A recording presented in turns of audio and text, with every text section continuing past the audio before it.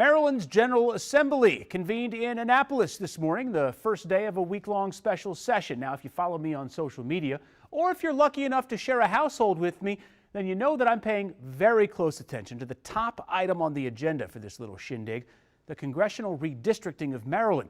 And I'm sure that many of you are too, because you know what gerrymandering is, and you know that it sucks. But for those of you who don't know what's going on, or don't quite understand what's at stake, no worries, Longo's got you. So let's take a walk through it. Maryland has 8 congressmen, 8 congressional districts. Right now, we've got 7 Democrats and 1 Republican. Here's what those boundaries in the state look like right now. Straight up, kind of a mess. All of these border lines look like my kids got together with some crayons and drew squiggly lines all over my beloved state.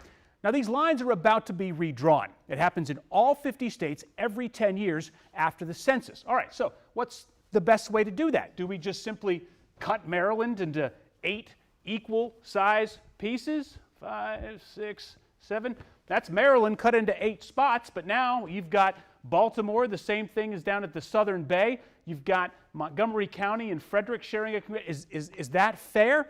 Well, we're not going to do that. Fancy that. We've actually got 2 main groups in Maryland that have put forward new maps for consideration.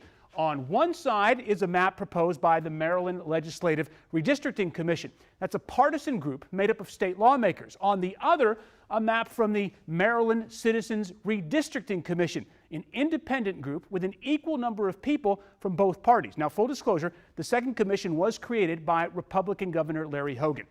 Now, both maps were graded for fairness and geographic compactness by the Princeton Gerrymandering Project. That's an independent organization devoted to fair representation through redistricting reform.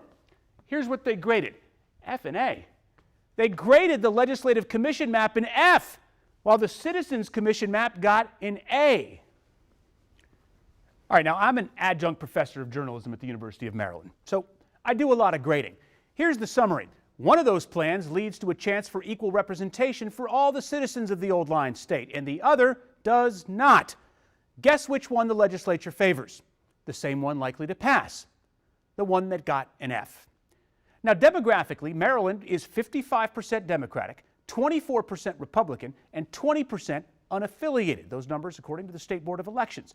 Now, again, right now, 7 Democrats, 1 Republican representing Maryland in Congress. That new map could lead to an 8-0 Democratic sweep. So here's the question.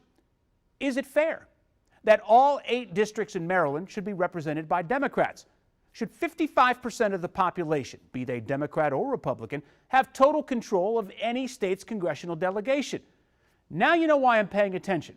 Gerrymandering, the process creating those squiggly lines for political advantage, it's a nationwide problem. In fact, Texas got sued just today over its maps.